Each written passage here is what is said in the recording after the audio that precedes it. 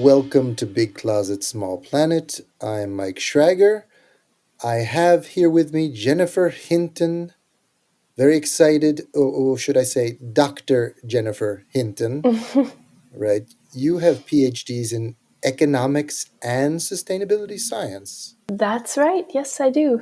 Okay, and you're also an author. We'll get to that, and postdoc fellow, all those sorts of things. But this conversation, yours and mine, has been in a long time coming. I think we started chatting about this pre-COVID. Can that be right? It could be. I think COVID sort of threw our collective sense of time off, so I can't remember either. But it has been a few years, definitely. It has been a few years. And so your work focuses on how societies relate to profit and how this relationship affects global sustainability challenges. Did I frame that correctly? Yes, very good. Okay.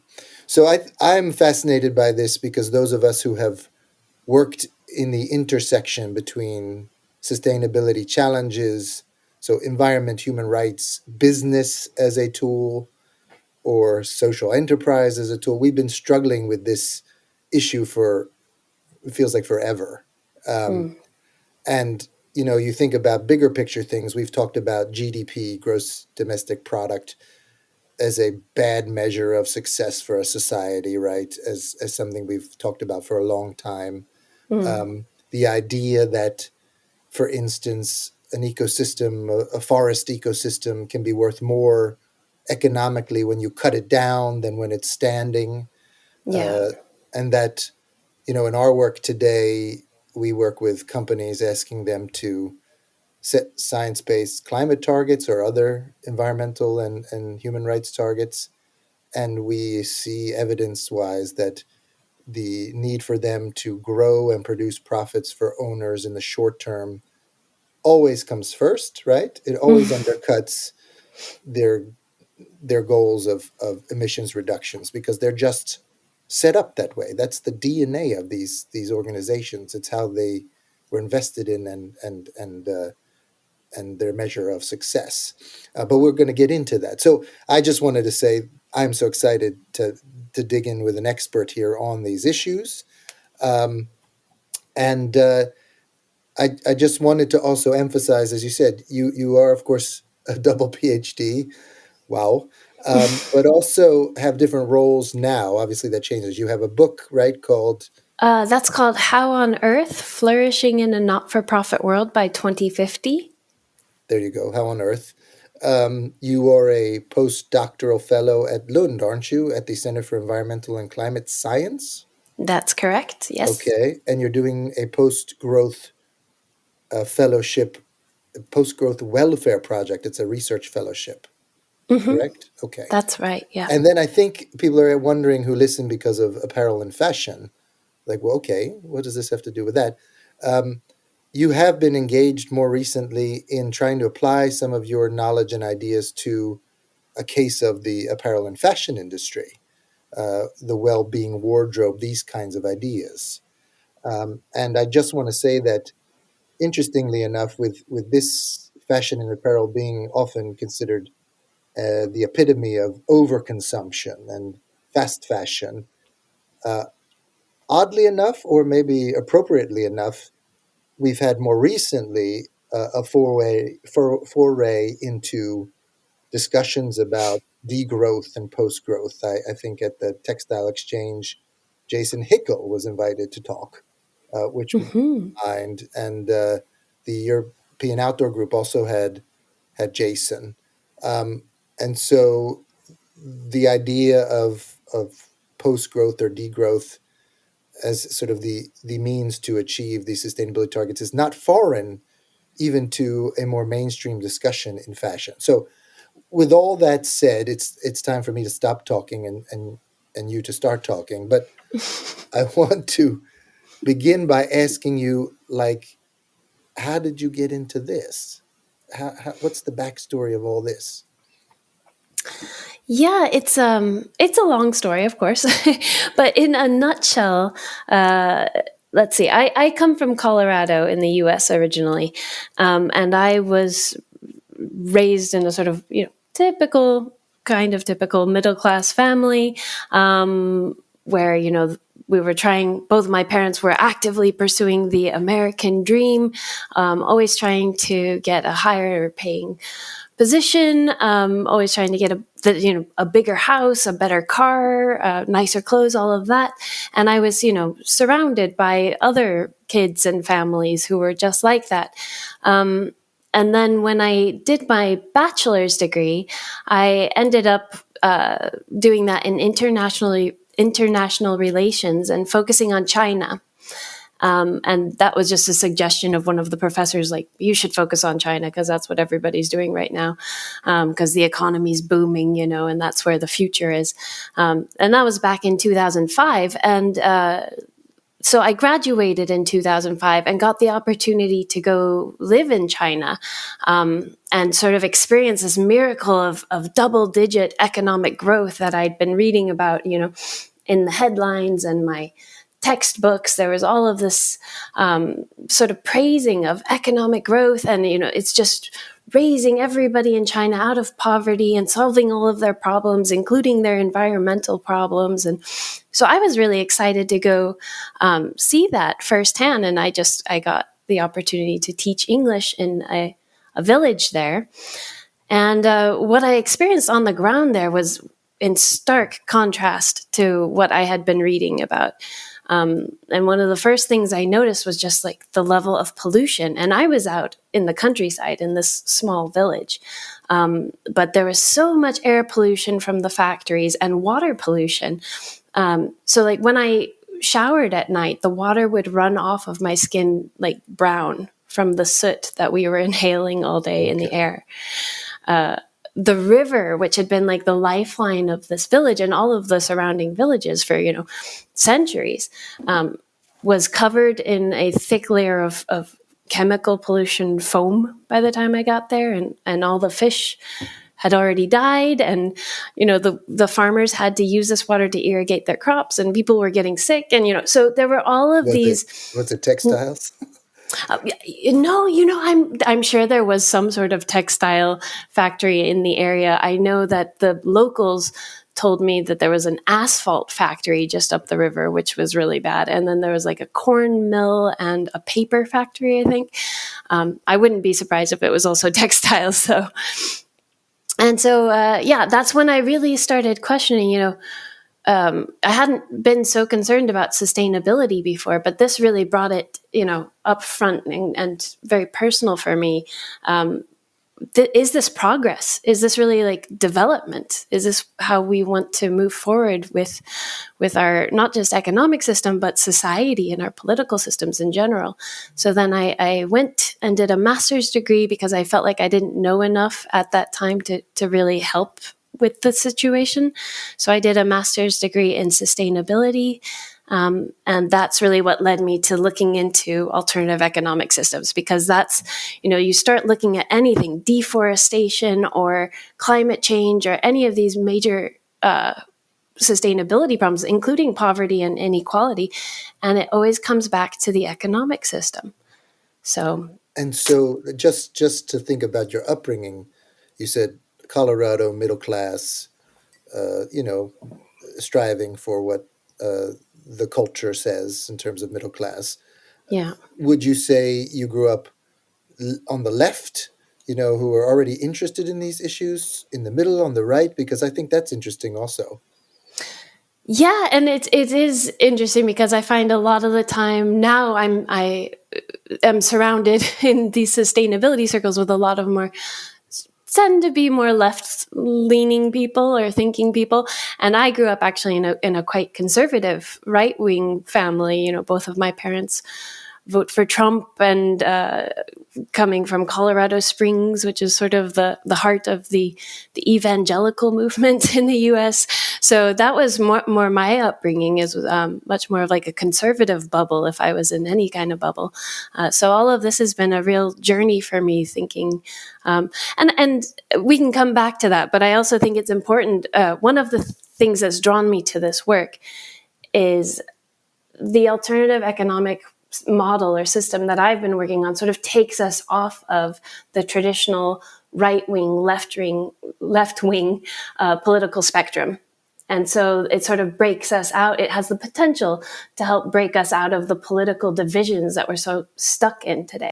Let us then jump into what you've come to. Sort of what are the problems you think with the current for-profit model? And I know we're going to spend some time building up the theory and evidence for the general ideas, and then jump into how this could be applied to fashion and apparel. But start us there. What's the problems with the model as you see it? Great. Yeah. Thanks for asking. So, basically, we often think of for-profit business as a sort of individual, separate entity, like a business. But the key insight that I found in digging into what's problematic about our economy, what is unsustainable about it, is that the business structure that dominates the economy actually drives system-wide dynamics. So we can't really think about individual businesses in a way that's separate from the wider economy, and vice versa. So we can't think about changing the entire economy without also thinking about what are the dominant forms of business that make up the economy. And so the for-profit business structure is what currently dominates the global economy. And what is for-profit business? For-profit business is basically a legal structure that prioritizes, it has the key purpose of enriching private business owners. And so, after a business covers all of its main costs, its operating expenses, like paying wages or paying for its supplies, then it has profit, right? Or surplus. And in for-profit businesses, at some point, at least some, if not all of that profit is expected to be delivered to private owners and investors who are, trying to get rich. And that's the profit motive. So these are sort of like key and central aspects of our economy. The profit motive is sort of like the engine of the global economy. The profit motive is in many places enshrined in law. So I'm thinking about fiduciary responsibility in that concept. Yeah, so there's a little bit of a mythology about how much this is actually legally required of businesses to prioritize profit more than anything else. There have been some court cases, notably in the US, where companies have actually been sued by their shareholders for not prioritizing, profits for the shareholders over everything else. Sometimes those have been successful, sometimes not. So it's not very clear that this is so legally enshrined, but the for-profit structure as a legal structure does have like the primary legal purpose of enriching business owners and investors. And so that's why they have been able to even take these cases to court in the first place. Yeah, so it's sometimes very strictly been legally enforced, but sometimes not as strictly. If business managers can make the case, for instance, that they're making decisions that in the long term will make the business more profitable for shareholders. So you were talking about, of course, that the sort of the standard for our society today is this for-profit model. Yeah, exactly. And so, we're all used to thinking about businesses in that way that, you're an investor, so you're going to invest some money in a business, expecting to get a return on your investment, right? Which is to make more money out of it than you put in. And that's probably seems very natural and logical to all of us because we've grown up in a for-profit economy. But actually, on the larger scale, like I said, we can't think of businesses as disconnected from the larger economy. If we think about the larger economy, in which there's like a market made up mostly of for-profit businesses that are all trying to enrich their owners, then we end up with some really destructive dynamics. And so those include things like it systemically drives overconsumption. So people buying more stuff than they actually need. So that businesses, they have to sell more in order to make more profit for their owners. And they use ads and planned obsolescence to try to make us buy more stuff than we actually need. So there's overconsumption, which comes with a lot of environmental problems, including climate crisis and biodiversity loss. And then it drives inequality because there's you have the private owners on the one hand accumulating the surplus of the system, and on the other hand, there's a built-in incentive to keep wages as low as possible in order to generate more profit. So the higher the wages are, the less profit there will be. And so you have these two dual pressures of the accumulation of profit by owners and wage stagnation for workers, just driving crazy levels of inequality, which we're seeing all over the world, both within and between countries. And then there's also, some other really destructive dynamics like market concentration, where different markets, like the fashion industry, for instance, become dominated by just a handful of players.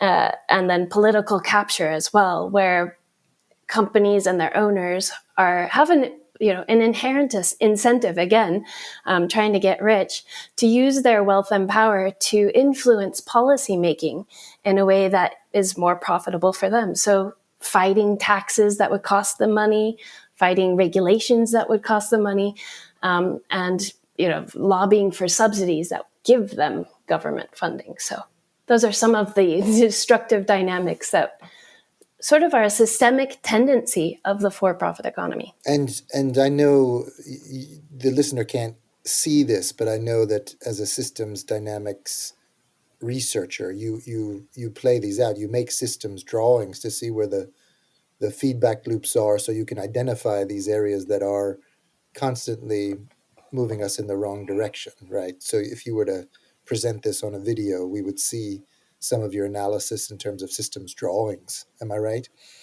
That's right, yes. And you can go to, if any of the listeners are interested in seeing those, you can go to my website, www.jenniferhinton.org. And I've got some videos there where I show those diagrams. I build them up step by step. And there's also a couple of articles there with my diagrams. So very good. That's very, very good. So the link here, obviously, one of the things you think about when we look at and discuss the drawbacks, and that may be an understatement to say drawbacks, but drawbacks of the for-profit model as you're describing, is my mind goes naturally to, yeah, it's not perfect, but what's the alternative, right? And so we're going to get into that, but before we do, is there a link? Because a lot of people have been passing around these concepts of, like I said, Jason Hickel, and when I read Tim Jackson's book Beyond, was it Prosperity Without Growth? mm-hmm. And there's a lot of work even before that in the environmental movement. They use a lot of terms like degrowth, post-growth, etc. Is there a relationship, as you see it, between talking about a nonprofit model, or what is the relationship between this thinking about the challenges with the for-profit model and these larger concepts like post-growth and degrowth, etc.? Sure, good question. And actually, it's interesting because I ended up working on this not-for-profit economy model exactly because I realized that we couldn't just keep growing the economy anymore. And the first question was exactly what you say, like, okay, what's the alternative model? What is actually driving growth in the current economy, and then how do we change it so that we don't have an economy that just systemically drives and requires constant growth, regardless of whether we have the environmental capacity to deal with that growth, right? And so when thinking about this question, what is the alternative? A colleague of mine bumped into a not-for-profit kind of business in his local community in Sydney, Australia. It was a civil engineering company, actually, that was giving a presentation about how they build bridges and they build roads and buildings, and they have this annual turnover of more than 20 million Australian dollars per year. And it was all very impressive, and they were trying to do it all sustainably. And then at the end of the presentation, the presenter said, and we're not for profit. We're actually owned by an Aboriginal community, and all of the profit goes to benefiting that Aboriginal community in forms of like education and other things. And so this was kind of an aha moment for my colleague, and he brought it to our group that we were sort of an informal group at the time working on this question of what would a post-growth economy look like. And he had this insight, like maybe, because this kind of company doesn't have to always seek profit and its profit is redistributed rather than accumulated, maybe an entire economy of not-for-profit businesses wouldn't have to grow. Maybe that could actually exist in harmony with nature. And so we started thinking about it and building this model of an entire economy made up of not-for-profit businesses that uses all of its profit for social and environmental benefit. And none of it gets accumulated by private owners because there are no private owners of not-for-profit businesses. And so we thought, well, yeah, actually that could be a really sustainable alternative. And we already have not-for-profit businesses today, so it's actually quite concrete and easy to imagine as well. And you gave us one example. How do you see this playing out? What's it going to look like for us? What kind of companies are we talking about instead? Yeah, so basically it's, like I said before, so a market economy like we have today, but instead of being made up of for-profit businesses that are competing to enrich their private owners, we would have a market made of not-for-profit businesses that are both collaborating and competing to deliver as much social benefit as possible. And that includes environmental goals. So we're looking at social benefit from a very holistic perspective with the understanding that, healthy people require a healthy environment. So we can't just focus on people. And so not-for-profit businesses, like I said just now, there was this civil engineering company in Mayuma. After we heard about that example, we started scoping, started looking online to see can we find, first of all, can we find examples of not-for-profit businesses in different sectors of the economy?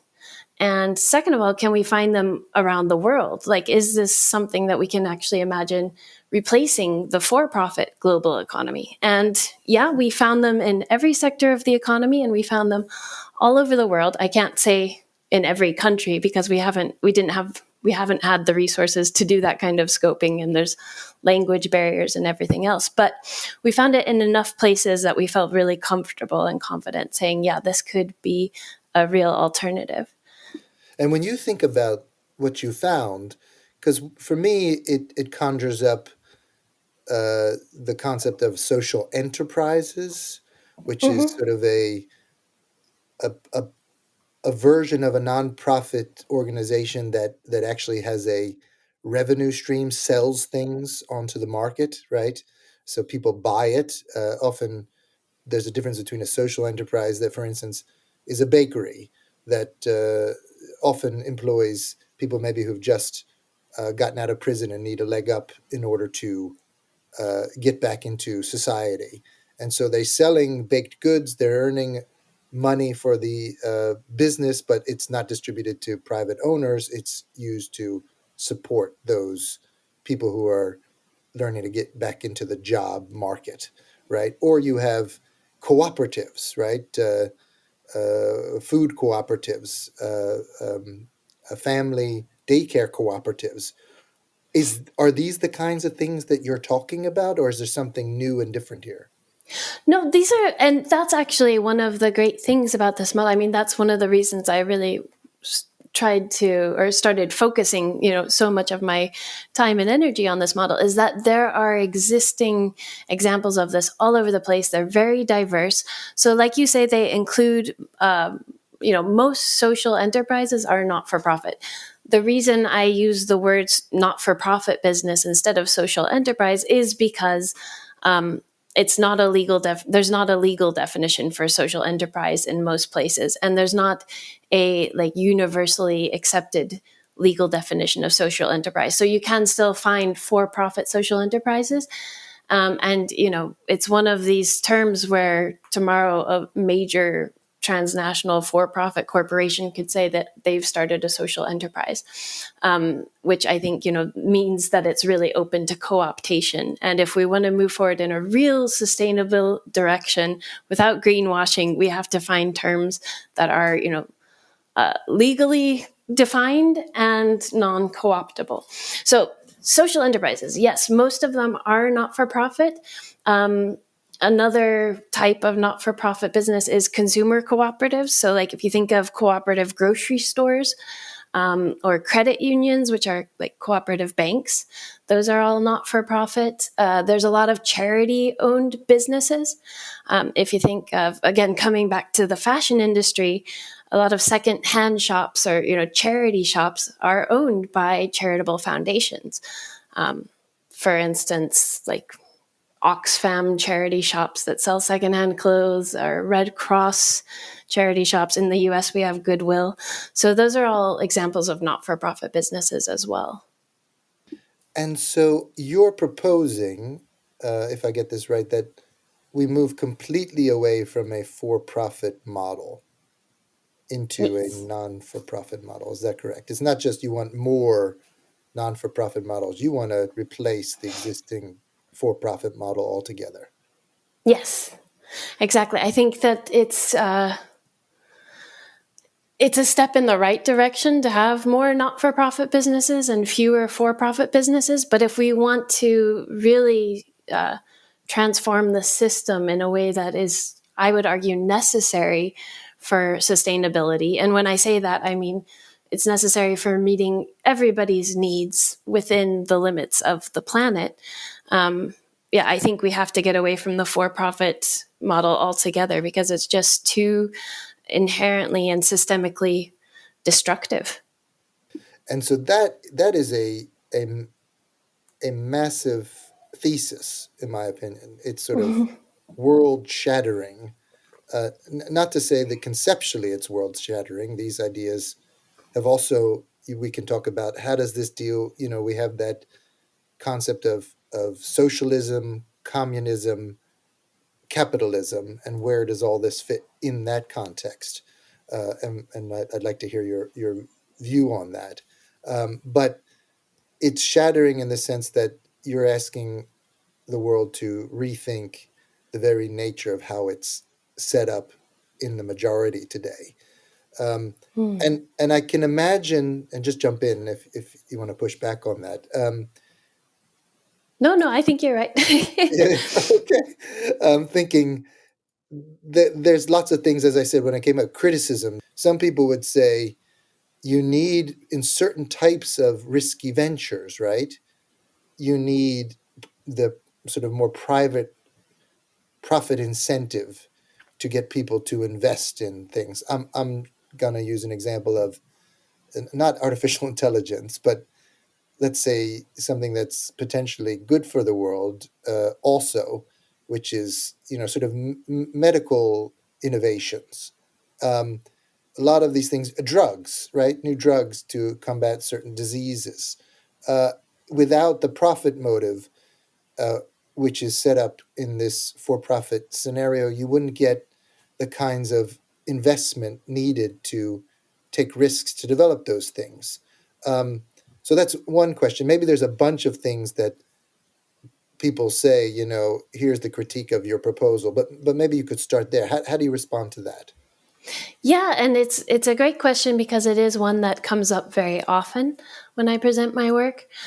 And I'm also really happy with the medical example because I think it's a perfect illustration. So when it comes to the profit motive, I mean, there's sort of a myth in our for-profit economy and for-profit society more largely that innovation and efficiency require the profit motive, right? Exactly for the reasons that you just said. When you sort of examine that closer and think about it historically, it just doesn't have much evidence. And so if we think about medicine, the example that you mentioned, most often the research that provides the foundation for medical innovations comes from publicly funded research in publicly funded universities. And then it's, sort of gobbled up and taken to market by for-profit companies, the way that we've seen with vaccines most recently in COVID. So that's sort of, it's a myth. And we can even go further back and look at it historically. The most important innovations of humanity, if we start all the way with like the first roads and bridges, and then we start moving forward to like the bicycle and the first vaccine, and all of these things were not innovated for profit. They were innovated to address social problems and challenges, and that just speaks to the aspect of human nature that is, we are inherently creative problem solvers. So we don't need the profit motive to be innovative. We see examples every day around us of people being innovative without the profit motive. So that's my response to that. I think we could get into a more nuanced, in-depth conversation of that, because it's to interrogate it. Some would say, well, in COVID, the U.S. government, for instance, set aside a certain amount of money and such for these pharmaceutical companies or are guaranteed a certain amount of purchasing ahead of time, but that there was a profit motive needed to speed it up to the extent that these companies knew that once they went beyond sort of what was offered by the government, they would be able to reap rewards beyond what they've ever imagined.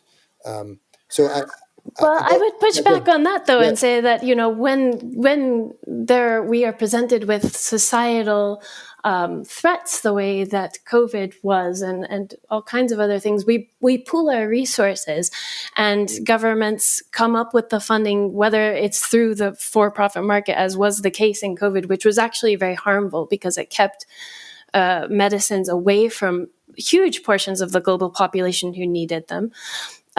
Because of the profit motive.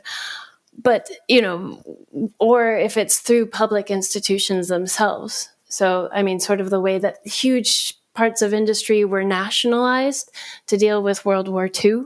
And I think there's a lot of interesting historical examples there that show when we're faced with a crisis or when there's a big social challenge or need, we find the resources, whether there's a profit motive or not. And the profit motive tends to actually distract from actually addressing the challenge or problem. what are other things that perhaps you get critiques of when you present this sort of model?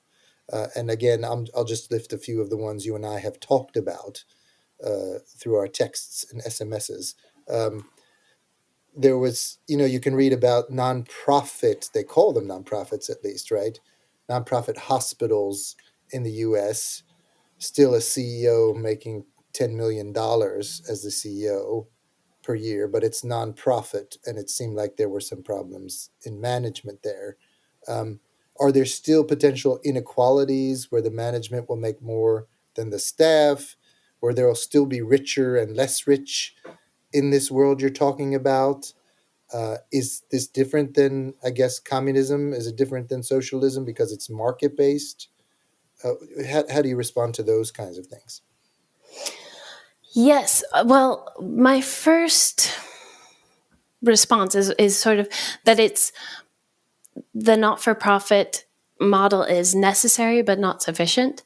And so the not-for-profit legal aspect is necessary if we want to avoid the systemic tendencies that the for-profit system has for, like I said before, inequality and overconsumption, planned obsolescence, these sorts of things, which I'll just throw this in as a parenthesis relating to innovation, is that the profit motive often also incentivizes bad forms of innovation, like planned obsolescence, which is just when companies design products and services to become obsolete before they need to, which is a huge problem in fashion, as you know. So it's the not-for-profit like organizing principle is necessary if we want to avoid those systemic tendencies, but it's not sufficient. So then when it comes to inequality, is there still the possibility for a lot of inequality in a not-for-profit economy? I would say, yeah, there's still definitely a possibility for inequality in a not-for-profit economy, not to the same extent as the for-profit economy, for sure. And it doesn't systemically drive inequality in the same way at all, which is why it can be part of the solution. But if we really want to avoid inequality, we might need, and I think this is a context-dependent sort of thing that would need to be decided in a democratic way, but do we need maximum incomes in addition to minimum incomes to avoid the case, like you say, with not-for-profit managers getting overpaid? There is some data showing that not-for-profit companies tend to have smaller pay ratios between the highest paid and the lowest paid compared to their for-profit peers. But there still is the potential for inequality. So we need to figure out ways to address that, even in a not-for-profit economy. Oh, there's so much good stuff here, and I'm thinking about the psychology of motivation.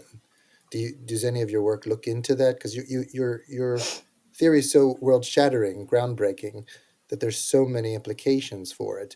We have been told more recently, like, that there's only a certain amount of money that motivates people, and then beyond that, in terms of either happiness or motivation for work, it doesn't add any more motivation. But some of the reasons that people say they need to own private things or make more money is because it motivates them to do stuff that they otherwise would not do. Um, does any of your work look at the psychology of a nonprofit employee? And I'm not suggesting you've gotten there yet, but do you have any views on that? Yeah, actually, in that first book, in the How on Earth book, we did have a whole little section on like purpose motivated employers or employees, and how that can be a really important part of transitioning away from the for-profit economy, if that's something we want to do, is that the fact that people are more motivated by purpose than profit or financial gain after they reach a level of financial security, like you just said. So there is data showing that. And especially with these younger generations, there's been a real voicing from them that they're interested in purpose-based work rather than just money-based work. So yeah, there's some really important data there. I think it's also interesting to look at David Graeber's work on bullshit jobs and how, Okay. a lot of people are sort of stuck in jobs that they don't find interesting and they don't even think provide any value for society, but they just do them for the paycheck because, and part of the reason they do that is because of the dynamics of the for-profit economy create such a sense of insecurity.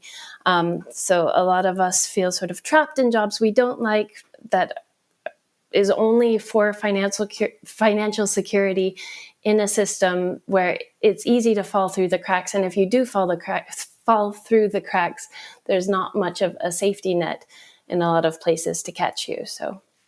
And so, as usual, because this is so interesting, I'm losing track of time, and I want us to get into applying these ideas to the fashion and apparel industry. And so, you are not a stranger to that world. Maybe you were a bunch of years ago, but you were invited in to some dialogues around how your ideas, both post growth, sufficiency, these kinds of ideas, could be applied to the apparel and fashion industry. Um, and they were in the context of what if you reframed sort of the industry as about well-being and a well-being wardrobe. So and then more recently, you and I talked about the move of Patagonia as one example, moving from a for-profit to a foundation, and what does that reflect? So, tell me your thoughts about how this applies to the fashion and apparel industry. Well, like I said before, I think the fashion and apparel industry is a really good example of how the for-profit economy can go so wrong, because it is emblematic of all of those destructive tendencies that I mentioned before, of overconsumption, planned obsolescence, advertising.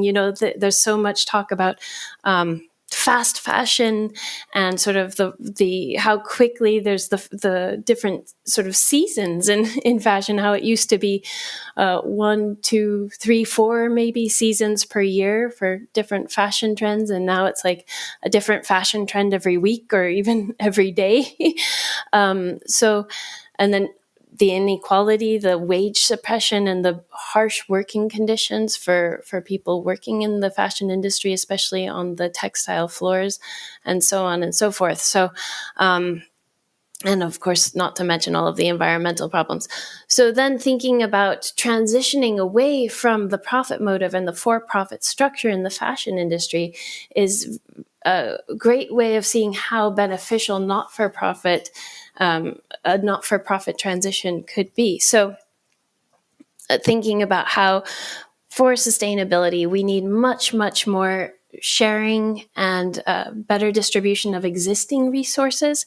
And there's so many existing textiles out there. There's so much stuff for fashion that's already been made and has either been trashed, even though it's perfectly usable, or has never even made it to the retail shops. It's sort of in just sitting in a warehouse somewhere, or has been passed on to charity and can't be resold in Europe. So it's just ditched and dumped somewhere in Africa, and now it's their environmental problem. And so not-for-profit businesses can intervene to help repair and refurbish and reuse a lot of these existing materials. We can sort of swap existing clothing amongst ourselves without the help of businesses. But that's where we need an economy that doesn't have to systemically grow and persuade us to buy more stuff, so that we do have the space to use the existing stuff for longer and to swap it and do more of the sharing economy stuff, rather than having to constantly go out and buy more, and also like repairing clothes rather than just having to throw them away because we don't have the time or the resources to repair them. So that's where sort of the connection between the wider economy in which we live and the consumer choices and the ways that businesses operate on the ground all come together. And I'm trying to imagine this world. I'm trying to imagine a world where Shein or Zara or H&M or Nike, as some of these biggest players, are now in a world where they are not for profit anymore, right? Mm. That world is, those would not exist. I'm assuming, tell me if I'm wrong, I'm trying to imagine that what we would have is just more service oriented companies that provide clothing at the pace that we need it and nothing more. Like I'm thinking right now, we talk a lot about moving to circular business models, resale, rental, subscription, but these Mm. are ideas. They're not profitable today at the level they need to be mainstream and to replace linear models. Um, but if I'm running a sort of a secondhand clothing store as a voluntary charitable organization, I I I also want to use these clothes. I'm thinking out loud here to bring in some money that I can apply to some of my social work. Um, so that's one model. But I'm also thinking about the overconsumption piece that you're talking about, that somehow these organizations would provide what people need and not nothing more.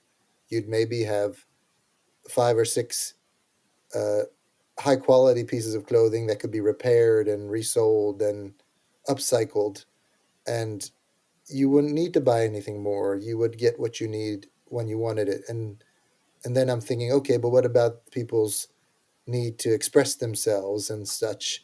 Is that going to be hindered in this world you're talking about? So just some reflections there for you to respond to. Yeah, and I mean, maybe I'll take the last reflection first. I think that it does not hinder, it actually maybe releases people's creativity and ability to express themselves in fashion even more because, right now I wouldn't say that Zara and H&M allow us to, express ourselves creatively so much with clothing because it's so standard. I can go on the metro, the train here in Stockholm, and see the same thing over and over again because that's what's selling this week or whatever. So I think that focusing on repairing, refurbishing, reusing can actually release a lot more creativity for consumers themselves, but also for people who want to work with fashion, for people who want to reuse and repair things in creative ways to create something totally new. And there are already examples of, like you say, circular fashion business models, but they're really hard to keep going in this for-profit economy because it is so ruthless. So that's part of the reason we need to change the entire systems to allow the more sustainable things to really thrive. Great. And what do you think about the Patagonia model? Um, when I look at it, I think, okay, really interesting and sort of it's about time, right? Uh, here's sort of an organization and an owner who have said that this is what they think is one of the most important areas to solve the environmental crisis, has been actively doing that, and then said, okay, I'm going to create an organization where the profits of this company are sort of pushed into those kinds of often non-commercial projects to help save the environment.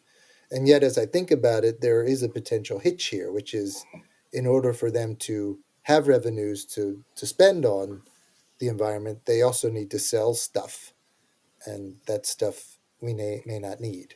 So, how do you see at all Patagonia as a case? Yeah, I mean, so I'm very happy that they are now not for profit instead of for profit. I think that's a big step in the right direction, but they need to go a lot further to be a really sustainable company, right? For the reasons that you just said. I mean, could they be a lot more sustainable if instead of making new stuff, they were reusing and refurbishing? Like they focused more on a circular business model of reusing and refurbishing existing products rather than selling new products. Yeah, I think that would be an even, another big step in the direction of sustainability. And then, the sort of bottom line, and again, coming back to the larger level, is that the economy, we need economic activity to shrink overall, like on a global level. Some communities need to consume more because they don't have enough right now. But on the global level, our economy has outgrown the size of the planet and we're outstripping our resources and ruining the climate. So we need to shrink overall economic activity. And so if you think about it on that larger level and you think of, okay, what does a company like Patagonia need to do as part of that? Then it's, selling less and focusing on existing goods that it can help repair and refurbish. And any new stuff that companies are producing should be designed to be refurbished and last as long as possible rather than being systemically designed for the dump so that they can sell more stuff, which is what so commonly happens in the for-profit economy. So we have to change the structure of the economy. We have to change the economic system. And that's sort of the bottom line here. So imagine I'm a listener and I'm going, okay, I buy this. I'm going to go look at your website and also see how you've done the analysis, so I can see how and why you've come to these conclusions. Um, my first thought is, okay, how do we get there? Yeah. Like, if this is the way we've been socialized in certain parts of the world, there's so much vested interest in the current model. It sort of reminds me of the oil industry and stranded assets. Like, you almost have to pay these people not to take oil out of the ground, because if you don't pay them, all their assets are worth nothing and they have no motivation to change. So I'm thinking about this. How do we move to a world where the majority, if not all, the organizations are non-for-profit businesses versus what they are today? Yeah, I would, I don't see this kind of Easy transition. question, huh? Yeah, Easy. easy question, easy peasy. I mean, and, I have to say that I'm not like an expert in societal transformations, but I've been thinking about it a lot over the last 15 years. And I would say that this kind of massive systemic transformation can't happen and hasn't really happened in the past without huge social mobilization, without a huge, very well connected, very well organized social movement. And here I'm thinking of historical examples of like the push for women's right to vote, women's suffrage, the push to end slavery, the push to end colonialism, India's independence from the British Empire, and the end of apartheid in South Africa. I mean, it's just as big as any of those things. And none of those things would have happened without a really well organized social movement, including civil disobedience and all of that, and a very clear vision of what to push for. And that's where I get hope from this model, is it does put forth a clear and concrete vision to push for, an agenda with concrete policy proposals that we need to push for, concrete actions that we can take as consumers, concrete steps that businesses can take. So it's all there. It's just a matter of creating the political will and reaching sort of a critical mass of us folks who want to push for that kind of system, who see the value in doing that. Jennifer, I feel like we've just skimmed the surface of this incredibly interesting and challenging topic and transition.